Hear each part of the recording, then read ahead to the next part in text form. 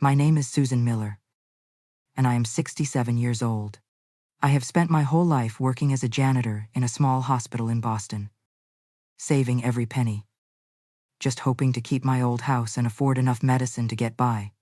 But on Thanksgiving Day, at the dinner table I had prepared with all my heart, my son Jonathan, a millionaire in real estate, suddenly turned to me and asked, "Mom, are you comfortable in the lakefront villa I gave you?"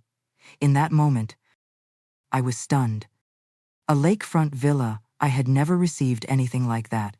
For the past 2 years, I have had to wear the same old coat through 2 winters, cut my pills in half to make them last, and skip meals just to pay the electric bill. So where was that house, and why did my son believe I was living in luxury in a gift he had given me, behind my daughter-in-law, Rebecca's polished smile? What secret was she hiding? Could it be that I was being betrayed by the very people closest to me? If it were you, discovering that your own child had been deceived while you were made the victim of a scheme within your family, what would you do? Share your thoughts in the comments below this video. And don't forget to like and subscribe to the channel to hear the rest of the story, because what I'm about to tell you will shock you even more.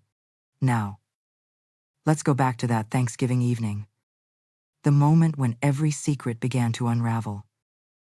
I sat still on the old wooden chair, staring at my frail, trembling hands resting in my lap. The Thanksgiving dinner I had spent all day preparing suddenly felt unbearably heavy, as if a thick fog had seeped into the small kitchen. The food was still steaming: golden roast turkey, creamy mashed potatoes, tangy cranberry sauce, yet all of it had become nothing more than a faded backdrop to the silence pressing down on my heart. Jonathan sat across from me, his strong, handsome face that of a successful man. He had just set down his phone after a brief call with his assistant, and in his eyes I saw a flicker of uncertainty I had never seen before. Meanwhile, Rebecca kept her polite smile, the same one I had grown far too familiar with. Perfect, like a magazine cover, but never once warming my heart. "Let's not let this ruin dinner, Susan," Rebecca finally said, her sweet tone laced with tension. "Jonathan just secured a major deal to expand his projects to the West Coast. That's a huge milestone. Today should be a celebration." Jonathan glanced at his wife, then turned to me. "That's right, Mom. I just finalized the papers for a real estate project in California. We're planning to open 3 more branches. I wanted to share the news with you first." I nodded, forcing a smile.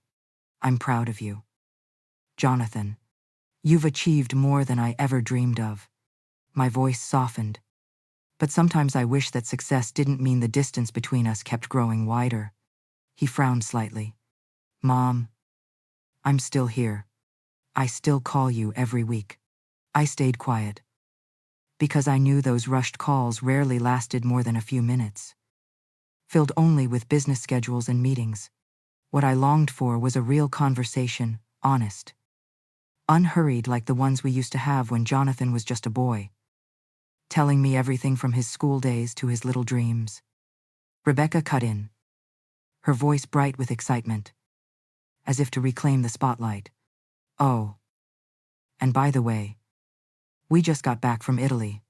Florence was amazing, and Venice was impossibly romantic. Our new vacation home there is truly a dream. Jonathan even bought me an antique painting right in St. Mark's Square." She leaned toward me, eyes sparkling, as if waiting for me to gasp with admiration. I gave her a faint smile, but inside I felt nothing but emptiness. Those trips, those extravagant gifts, they stood in cruel contrast to the life I was scraping by day after day. I turned back to Jonathan.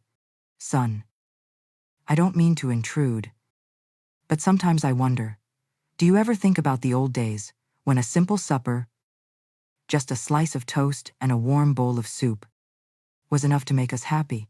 Jonathan hesitated, as if the memories suddenly rushed back to him, but only for a moment. He quickly composed himself again. The steady businessman. Mom. Of course I remember. But things are different now. I work hard so I can give you the best. I wanted to believe him. But the question of that lakefront villa still echoed in my mind. I lifted my head, looking straight into his eyes. Then why have I never seen any of the things you say you've given me? If you truly bought me a house, if you truly sent me money every month, then where has it all gone? The room froze. Jonathan was stunned. Rebecca lowered her gaze, pretending to adjust her napkin. But her hand trembled slightly. I drew a long, shaky breath. Jonathan, do you really think I could hide something as big as receiving a villa?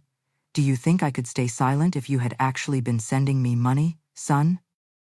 I'm living here, in this tiny house. Can't you see the peeling walls?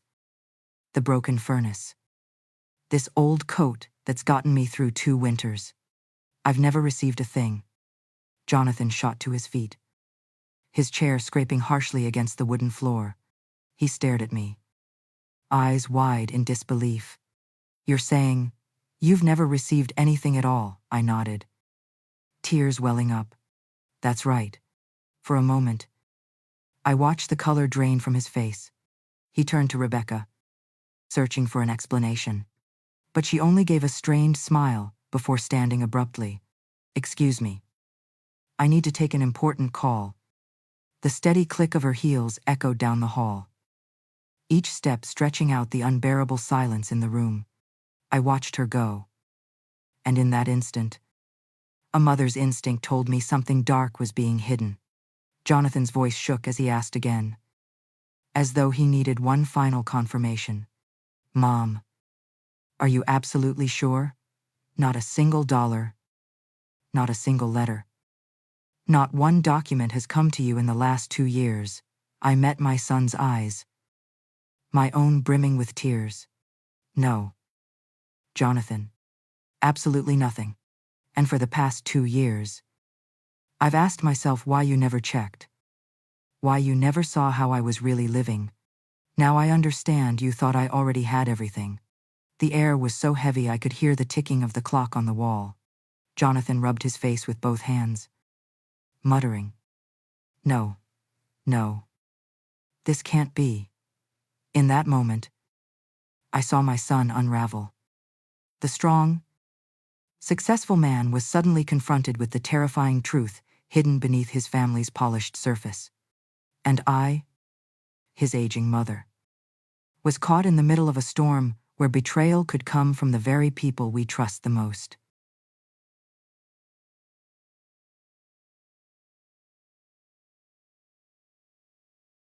Jonathan stood frozen, his eyes drilling into me as if searching for a crack in his mother's words. But I had nothing to hide. I sat there, my hands resting on the table, trembling with emotion. My small shoulders weighed down as if carrying a heavy stone. In that silence, the only sounds were the ticking of the clock and Jonathan's uneven breathing. This can't be. His voice was hoarse, almost as if speaking to himself. I asked Amanda, my assistant, to handle all the paperwork. The Lakewood Drive lakefront villa was transferred into your name 2 years ago. Not only that, I set up regular transfers of $2,000 into an account under your name. Everything is documented. Mom, you really didn't receive any of it. I looked straight into my son's eyes, my voice breaking. Jonathan, if I had a lakefront villa, I wouldn't still be struggling in this old house. If I had received $2,000 a month, I wouldn't have had to split my pills to make them last longer. Son, I never received a single dollar. Jonathan jerked back, as if he had just heard something impossible. He whipped his head toward Rebecca, suspicion flashing in his eyes. I could clearly see the unease on my daughter-in-law's face. Rebecca clenched her hands tightly, forcing a strained smile. I need to make a call. She shot to her feet, her chair nearly toppling. The sharp clack of her high heels echoed urgently across the wooden floor. I watched Jonathan's eyes follow her, his usual calmness now replaced by a cold, piercing glare. "Rebecca," Jonathan called, his voice low but firm. "We are having dinner." "Who are you calling right now?" She turned back, her manicured hand brushing her carefully styled blonde hair, her lips twitching. "It's just a work appointment for tomorrow. Don't worry." With that, she hurried toward the hallway, disappearing into the shadows. Jonathan slumped back into his chair, pressing his hands against his forehead. There's no way a mistake this big could happen. Amanda is always thorough. I've checked the records myself. More than once, he muttered, his eyes staring blankly into the distance, as if trying to piece together a shattered puzzle. I spoke softly. "Son, I don't know what happened. But the truth is, I never saw any of the things you said. Someone took everything. And what hurts me more is that you didn't see it for 2 whole years." Jonathan lifted his head, his eyes rimmed with red. "Mom, I truly believed you were living comfortably. That you had everything I wanted to give you. I thought the money was enough to keep you from struggling. If you never received it. Then where is the money? Where is the house?" His question cut into me like a blade. I had no answer, only the bitter realization that a cruel truth was slowly surfacing. The air in the room was thick, suffocating. From the hallway, I could hear Rebecca whispering frantically into her phone. Her voice was hurried, anxious, as if trying to calm someone down or hastily arrange something. I strained to catch the words, but they came only as faint, distorted echoes, filling me with a gnawing sense of dread. Jonathan rose to his feet again. "No. I can't just sit here. Mom, you have to believe me. I'll get to the bottom of this. I'm calling Amanda right now." He dialed, holding the phone to his ear. Amanda's familiar voice came through the speaker, calm and professional. "Hello, Jonathan. How can I help you?" Jonathan drew in a deep breath. "Amanda, I need you to immediately check the records for the Lakewood Drive villa I bought for my mother 2 years ago. Also verify the monthly transfers. I want to know exactly whose name is on the deed, which address was used, and where the money was sent." There was a pause on the line. Then Amanda's voice rang clear. "Sir, according to our records, the Lakewood Drive villa was transferred to Mrs. Susan Miller on November 15th, 2 years ago. The address listed for mailing documents is Parkside Apartment, number 3B. My heart nearly stopped. I had never lived there. Never even heard of that address. I glanced at Jonathan, his lips pressed tightly together, his hand gripping the phone until his knuckles turned white. "And the monthly payments?" Jonathan asked, his voice trembling. "Yes, sir. We've been transferring $2,000 each month into an account under the name Susan Miller. Account ending in 4782. All documentation is valid. The account information was provided by a family member who requested the change." I gasped. 4782, that's not mine. My account ends in 1035. Jonathan's eyes burned as he glared toward the hallway, where Rebecca had just reappeared, her face tense. His voice was sharp, almost cutting. "Amanda, who provided the new account information." There was a brief hesitation before Amanda answered. "It was your wife, Rebecca. She called me in December, saying your mother had switched banks. All supplemental documents were submitted by her as well." The room sank into a suffocating silence. My head spun, my trembling hands clutching the armrest of my chair. Jonathan looked at me, then turned to his wife, who had returned to the table, her complexion pale as chalk. "Rebecca." Jonathan's voice dropped, dark and dangerous. "Do you have anything you'd like to explain?" Rebecca froze, her eyes darting away. She set her phone down hastily, her fingers lacing together, shaking. I I just, I only wanted to help my parents. They were struggling. And I didn't know what else to do. I thought it would only be temporary. I was going to give it back, but I no longer heard her excuses. In my mind, only one thought pounded over and over for 2 years. While I scraped by each day, someone else had been living on what was meant for me. Jonathan stared at Rebecca. The gentle eyes of my son now covered in a sheet of ice. He slammed the phone down on the table, the sound echoing through the small kitchen. I could hear my own heartbeat pounding in my chest. Rebecca stood frozen, her face pale, her lips trembling as if caught between speaking and silence. "Why Parkside Apartment 3B?" Jonathan asked, his voice hoarse. "My mother has never lived there. Did you know about this?"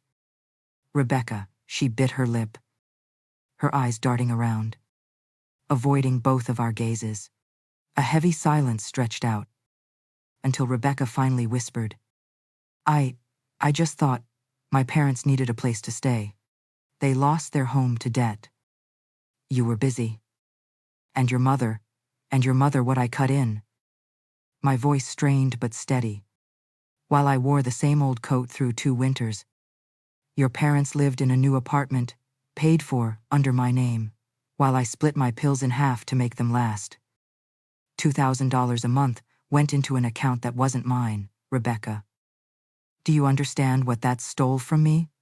Rebecca lowered her head, saying nothing. Through clenched teeth, Jonathan hissed. "Nearly $50,000 over 2 years. Plus the lakefront villa. Do you think this is some kind of joke? Why did you do it?" Tears streamed down Rebecca's face as she lifted her hands in a pleading gesture.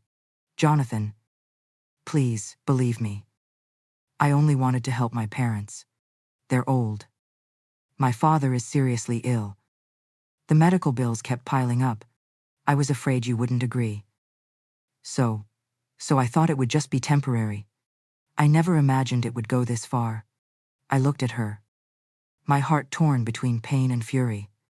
Temporary. For 2 years, I lived in hardship, while your family enjoyed a life paid for with money that should have saved me. Do you know there were nights I had to choose between food and medicine, and all the while, you paraded in designer clothes, traveled to Italy and France, and even sat at my table bragging about it as if nothing were wrong. Jonathan slammed his hand on the table, the sound making me jump. "Rebecca, I trusted you. I let you be part of everything, believing you would treat my mother like your own. And you dared to take it all." Rebecca stammered. I never meant to hurt her. I cut in." My voice trembling but resolute. "Never meant to look at me. Look at these wrinkles. These calloused hands. Do you think I scrubbed hospital floors? Bending over dark corners. Because I enjoyed it, I gave my life to raise my son. And the comfort I should have had in old age, you stole it. Turned it into your family's luxury. You call that not intentional?" Rebecca stayed silent, her tears flowing. But they stirred no sympathy in me. Jonathan stepped back, inhaling deeply to hold himself together. "I need proof. I want Amanda to send every document, copies of the deed, the account numbers, the mailing address, everything. If it's true you provided false information, Rebecca, then there's nothing left to say." I sat quietly, my heart aching and tight. In that moment, I realized the distance between my son and me wasn't only built by his success and wealth. It had been carved deeper by the deceit that had crept between us, through the hands of someone we both once trusted. Jonathan turned to me, his voice softening. "Mom, I swear I'll uncover everything. I can't believe you endured all of this while I thought I was supporting you fully. I'm sorry I didn't see it sooner." I placed my frail hand on his, gently shaking my head. "It isn't your fault. Jonathan, you tried. But some people took advantage of your love and trust to do wrong. What I need now is the truth." Rebecca stood still, her hands covering her face, her voice breaking. "Jonathan, please, give me another chance. I'll make it right. I'll return everything. I just need more time." Jonathan locked eyes with her, his gaze hard as steel. 2 years. Rebecca, you had 2 years. And in all that time, my mother lived in misery. Don't talk to me about time anymore. I watched the scene unfold, my heart heavy. The truth had come out. But it didn't bring relief, only opened another abyss, where questions piled up, demanding answers. The money, the villa, and above all, trust. All had disappeared into the hands of those I least expected. Jonathan shoved his chair back. The screech of wood against the floor, cutting through the air. The warmth that usually lived in my son's eyes was gone, replaced by fire, anger, and disappointment, rising like a wave ready to crash. "Rebecca, do you think I'm a fool? For 2 years I trusted you completely. I gave you every document. I believed you loved my mother as your own. And now you're telling me it was just borrowed." Jonathan's voice dropped low, each word falling heavy like stone. I sat there, my heart aching with every beat. Rebecca trembled, her hands clasped together, her eyes red and wet. "I didn't mean to do wrong. I only wanted to help my parents. My father has heart disease. My mother lost her job. They had nowhere to go. I thought, just for a while, until things got better, I would find a way to return it." I broke down, hot tears spilling onto my trembling hands. I couldn't hold it in any longer. "Return it, Rebecca. While your parents lived in a new apartment. I sat in this cold house, counting every dollar to buy medicine. There were nights I went without food just to keep the lights on. I told myself to be strong. But the truth is, I was exhausted. And you sat here, smiling at me, traveling abroad, flaunting luxuries. How could you?" Rebecca sobbed, her tears streaming. "I didn't know. I was wrong. I just wanted my parents to be safe. I didn't think you'd suffer like this. I thought the money was only a small part of what Jonathan makes." Her words nearly choked me. "A small part. To you, maybe. But to me, it was life itself. $2,000 a month. Rebecca, that could have given me enough medicine so I wouldn't have to split pills. It could have kept this house warm. It could have given me peace after a lifetime of hardship. And you took it all. Made it your own." Jonathan's fists clenched tight, the veins rising in his strong arms. He circled the table, standing face to face with his wife. "Do you even understand what you've done? You betrayed me. Betrayed my mother. You turned my love, my trust, into a weapon to hide your lies. You say borrowed. Tell me, over these 2 years, did you ever once plan to return it?" Rebecca stayed silent. Only weak sobs broke through. Jonathan stared at her, then suddenly turned, striding into the living room. I heard drawers yank open, papers rustling, my son tearing through everything. I cried out in desperation, my voice hoarse. "Jonathan, stop, what are you doing?" His voice echoed back, thick with rage. "I need proof. Mom, I need to know exactly what she's done. I can't believe this ends with borrowing. I have to uncover the truth." I buried my face in my hands, tears pouring down. In the kitchen, Rebecca sat collapsed, her blonde hair tangled, her face streaked with tears and smudged makeup. I turned toward her, my chest burning with pain. "Rebecca, you saw how hard my life was. You sat in this house, drank the tea I could only afford by skipping meals. And still, you kept lying. Did you ever think about the consequences? If I had collapsed? If one day I couldn't get up again? Would you have regretted it?" Rebecca lifted her head, her eyes frantic. I didn't think it was that serious. I thought you were fine. I shook my head. Bitterly. Fine, I died a little inside every time I cut a prescription short. Every time the fridge stood empty and I kept silent. All while you lived in luxury with what my son intended for me. You call that fine? At that moment Jonathan returned. A stack of papers clutched in his hand. His face was pale. His eyes red. Fighting to hold back fury. He slammed one sheet onto the table. Here. Bank statements. Every transfer signed off. But the recipient isn't Mom. This is account ending in 4,782 and it's not hers. Rebecca trembled. Her lips quivering. Jonathan. But Jonathan roared. His voice rough and low. Enough. I don't want to hear another excuse. You lied to me. Lied to my mother. And covered it all up for 2 years. The air in the room stretched taut. Ready to snap. I sat silently. Tears sliding down my face. I no longer had the strength to shout or scold, only pain flooding my chest. Tightening my heart. Jonathan turned to me. His eyes raw with grief. Mom. I'm sorry. I trusted too much. I didn't check. Didn't see. I thought you were happy in the home I bought you. I was wrong. And you paid the price. I clasped his hand. My frail fingers trembling against his. No. Son. The fault isn't yours. The fault lies with those who chose betrayal. All I want now is the truth. I can't live in the dark anymore. Rebecca broke down. Falling to her knees. Jonathan. Please, give me a chance. I'll fix it. I'll return everything.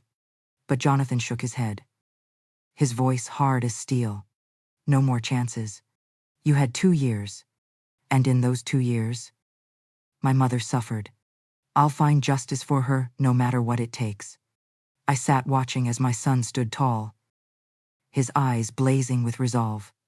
Inside me surged a pain so sharp it pierced my heart, but also a faint light of hope. At least now. The truth had begun to surface. And Jonathan would not let me bear this alone any longer. The next day, Jonathan took me to a large bank branch right in the center of the city. I still remember.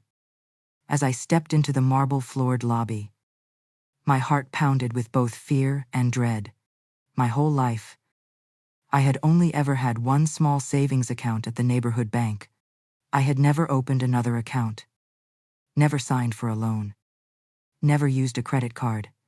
And yet here I was, forced to face the truth that someone had impersonated me. The bank manager greeted us. His voice polite but tinged with tension as he listened to Jonathan explain. After checking the system for a while, he lifted his head to look at me. Mrs. Miller. According to the records, an account in your name was opened 2 years and 1 month ago. The file includes a signature, your social security number, and a copy of your driver's license. I froze. That's impossible. I have never set foot in here. Never given my documents to anyone. Jonathan's tone hardened. Please show us the signature copy and the account application. A few minutes later, the manager placed a folder before us. As I looked at it, my eyes blurred with shock. It was my name. Susan Miller. It was my social security number.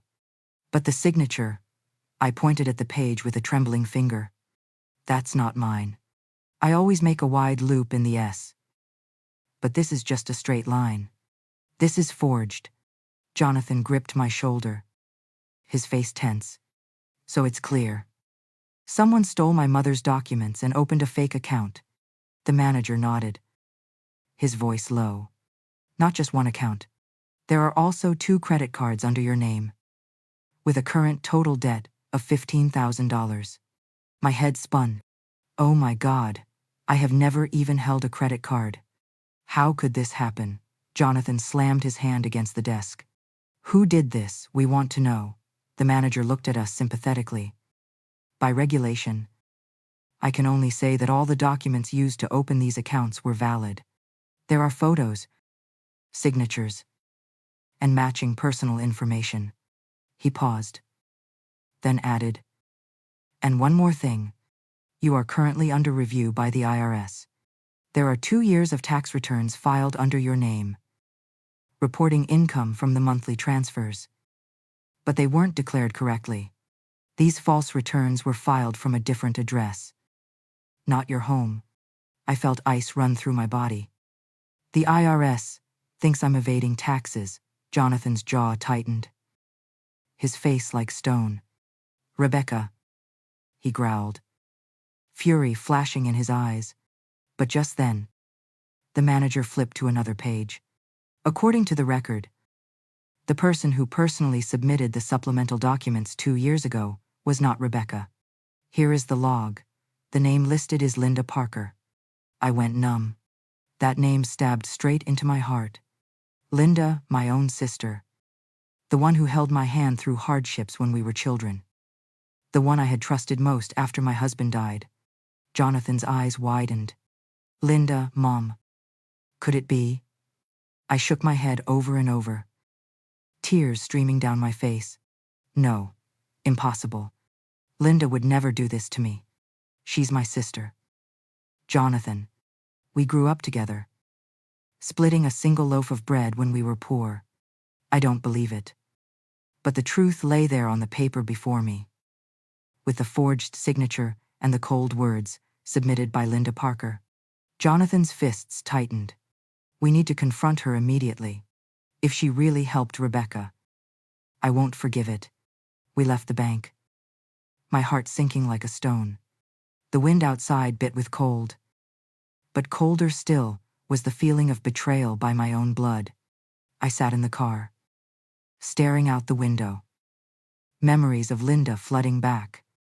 I remembered when we were young, our father passing away too soon, and our mother working 3 jobs to raise us. Linda and I had always stood shoulder to shoulder. I gave her my new shoes. I dropped out early to work and help Mom so Linda could stay in school. Never in my worst nightmares did I imagine the day she would hand over my documents to someone else, turning me into a debtor, into someone accused of tax fraud. Jonathan drove, his face etched with anger. "Mom, I'll handle this. You don't need to worry anymore. But I promise you, if Aunt Linda is truly involved, we'll bring the truth to light. No one, not even family, has the right to destroy your life." I nodded silently. But inside me rose a pain words couldn't capture. Being deceived by my daughter-in-law was cruel enough. But now the shadow of my own sister loomed. Everything I once trusted, once held close, was shattering piece by piece. When Jonathan stopped in front of Linda's apartment, my legs felt weak, barely able to move. The familiar green door stood there, the same one I had knocked on countless times when I needed comfort. Now it loomed like a symbol of betrayal. Jonathan turned to me, his voice firm. "Mom, let me speak first. You've been through enough." I clutched his hand, as if holding on to the last bit of strength I had left. And inside me, only one aching question remained. Why would Linda be part of this? That afternoon, Jonathan drove me out of the city, along a winding road that led to the wide lake I once thought I'd only ever see in dreams. Lakewood shimmered under the late sunlight, the breeze carrying the scent of grass and faint mist from the water. But instead of peace, my heart pounded heavily, each beat weighed down by Jonathan's words that we were headed to the lakefront estate, the house my son had bought for me, but that someone else had been living in for 2 years. The car stopped before a proud black iron gate. Behind it stood a 2-story home with a broad porch and gleaming glass windows. I held my breath. This was the place where I should have been spending my final years, a sunlit porch. The sound of gentle waves against the shore. The calm of a true home. Yet for 2 years I had known only the sputtering furnace of my cold, crumbling house. Jonathan stepped out, striding firmly toward the door. I followed. Each step heavy as lead. When the door opened, I almost couldn't believe my eyes. Standing there was a middle-aged man with thinning gray hair, Rebecca's father. His face faltered the instant he saw us. "Oh, Lord," he stammered, then turned his head to call into the house. Moments later, Rebecca's mother appeared, a dish towel still in her hand.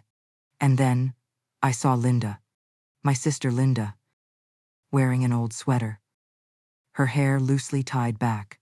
Her eyes widened in shock as she saw me standing on the porch. "Susan," Linda whispered, her voice trembling, the strength drained from me, my hands falling limp at my sides. "Linda, it's true, you're here, living in this house." Jonathan fixed his gaze on her, his eyes cold. Now it all makes sense. Not just Rebecca, but Aunt Linda too. The two of you took what was meant for my mother.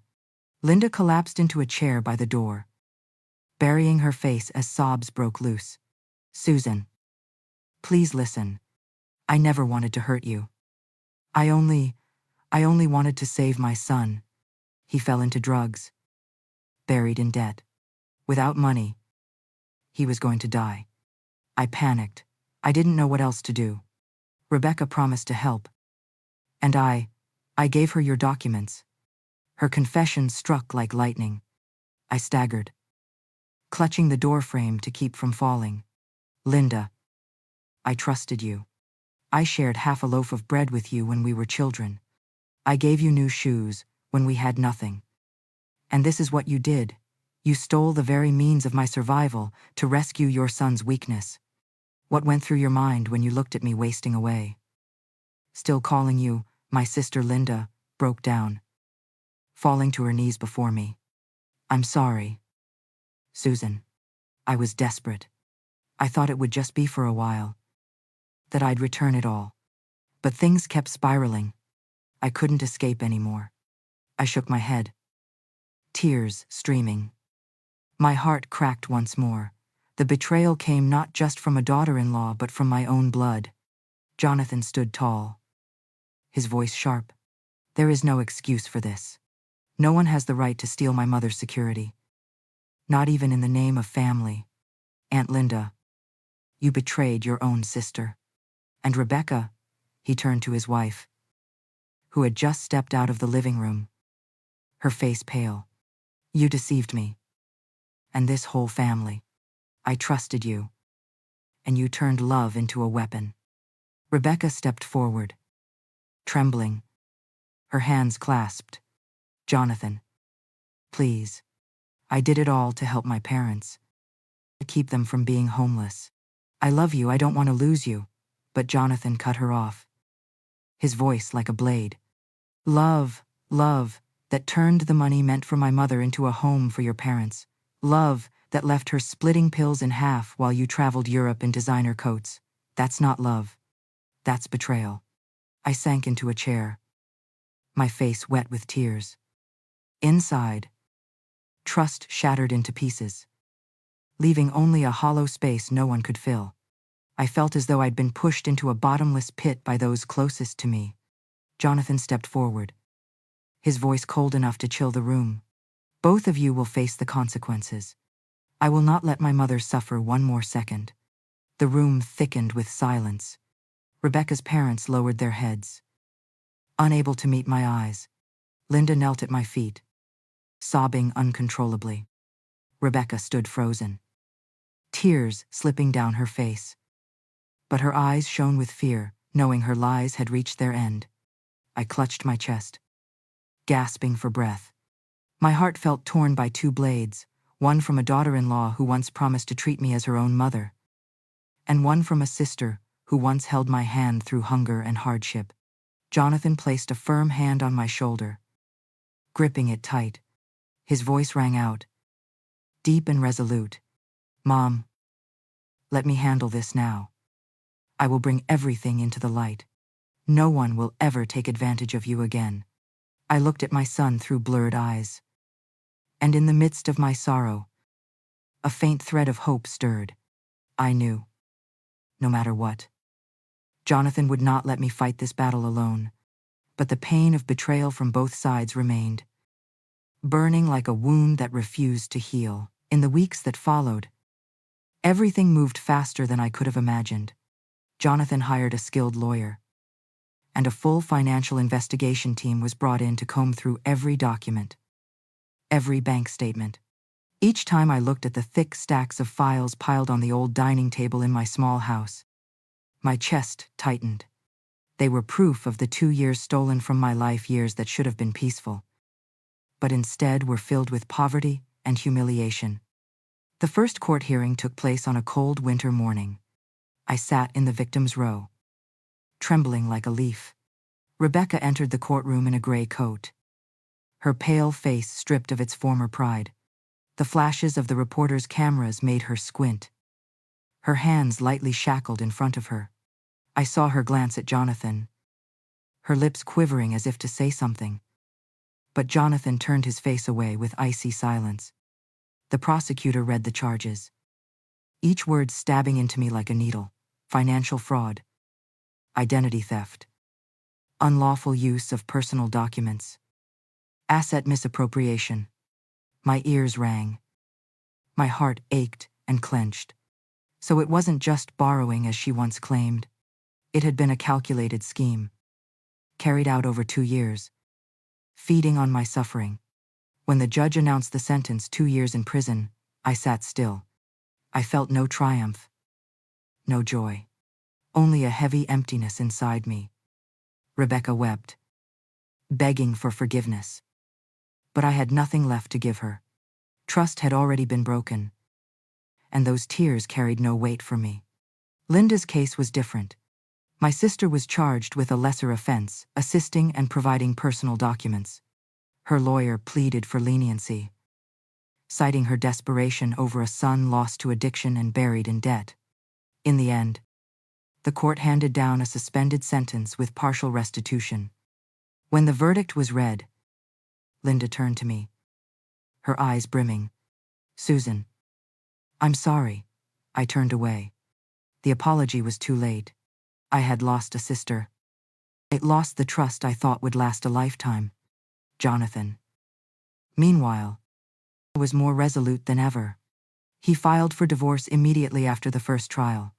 In the courtroom, I watched my son sit upright, his face set with determination. Rebecca tried to plead, to cling to him. But Jonathan said only one thing, short and cold: "Love cannot survive where betrayal has taken root." He signed the papers without a single glance back. At last, the documents were returned to their rightful name. I became the legal owner of the Lakewood lakefront estate. The day I held the deed in my hands, I shook so hard I nearly dropped it. There, printed in bold, was my name, Susan Miller. No forgery, no lies. Proof that, finally, what was mine had been restored. The restitution money was also settled. Nearly $50,000 stolen over 2 years was returned, along with additional compensation from the case. To someone like me, it was a fortune. Yet as I held the check, there was no joy. My mind went only to the freezing nights I had endured, the times I split pills just to stretch another day. Money could be repaid, but time, health, and peace of mind, who could give that back? On the day I moved into the lakefront villa, I stood quietly on the porch, looking out at the sunlit water. The trees rustled in the breeze. Birdsong rang from the eaves. It was beautiful, like a painting, but my heart was heavy. This house had been tainted by lies, by greedy hands. I knew it would take time before it truly felt like home. Jonathan stood beside me, his steady hand on my shoulder. "Mom, it's all right now. From here on, no one can ever take anything from you again." I looked up at my son, seeing in his eyes both determination and lingering guilt. I knew he still carried the weight of those 2 years. I shook my head softly. "Son, it wasn't your fault. You did what you thought was best. But sometimes, Love and trust become weapons in the wrong hands. What matters is that now you stand with me. He pulled me into his arms, holding me tight as if to make up for all that had been lost. I closed my eyes, letting tears fall onto his shoulder. For the first time in months, I didn't feel alone. Rebecca's parents left the villa in silence. They didn't meet my eyes, didn't say a word. Linda was different. She came to me, standing quietly at the door, her eyes swollen red. "Susan, you can hate me. Never forgive me if you want. But please believe I never wanted you to suffer. I was just too desperate." I turned my face away, saying nothing. My heart was still bleeding, not ready for forgiveness. I only heard the sound of the door closing, leaving an emptiness in the vast house. That night, I sat by the window, staring out at the still lake. The moonlight stretched across the water, rippling gently.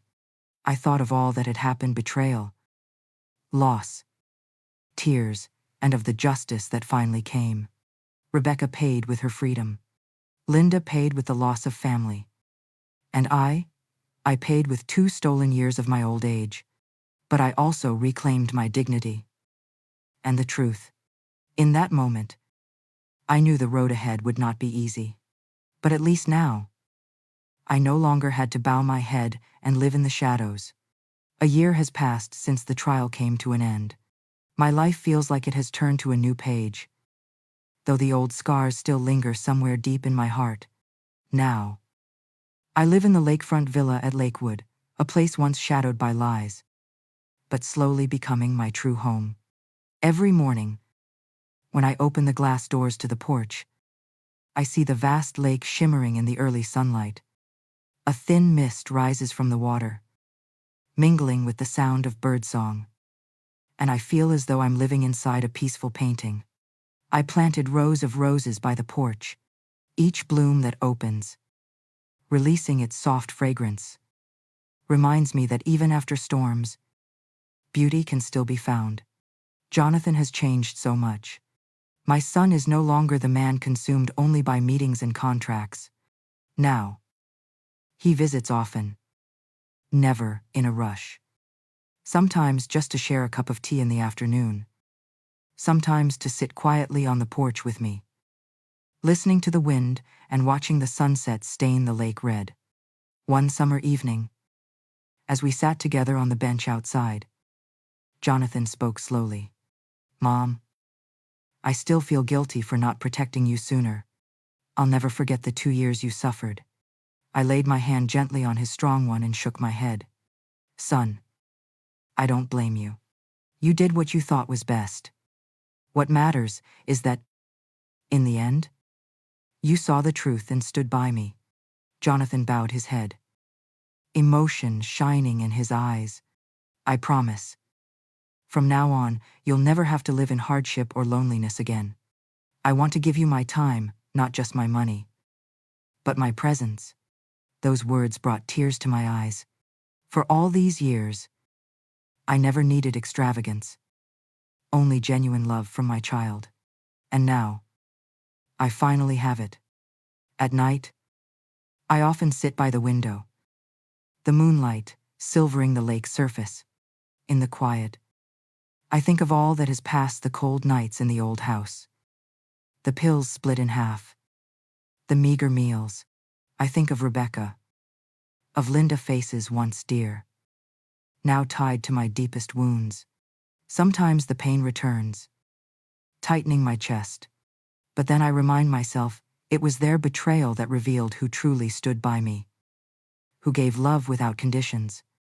This past year has also been a time of learning to forgive, not to forget, but to free myself. I don't know how Rebecca lives now in prison, nor how Linda manages after her suspended sentence. But I have chosen to let go of the burden of hatred. Holding on to it would only harden my heart. And I want to live the rest of my days in peace. I often tell Jonathan, and remind myself, money can be stolen, but dignity cannot. And betrayal shows us who truly stands with us. Now, when I look out at the lake and see my son smiling as he walks toward me with a cup of hot tea, I know I am no longer alone. This villa is not just a house, it is proof that justice belongs to truth, that a mother's love, though tested, it can endure any storm. And above all, I understand that life, even when it steals away years of peace, always gives us the chance to find ourselves again. To rise with dignity intact, something no one can ever take away. As I share my story, I know each of you will feel something different. Some may feel anger at the betrayal. Others may feel sorrow for the years I lost. And perhaps some will wonder if you were in my place. Would you choose forgiveness? Or would you let justice deliver fairness? I want to hear your thoughts. Share in the comments what would you do if the betrayal came not only from your daughter-in-law, but also from your own blood. And if this story has touched your heart, don't forget to subscribe to the channel. I will share more family stories with you, stories with tears, but also with hope, so together, we can reflect and find strength in the very cracks of life.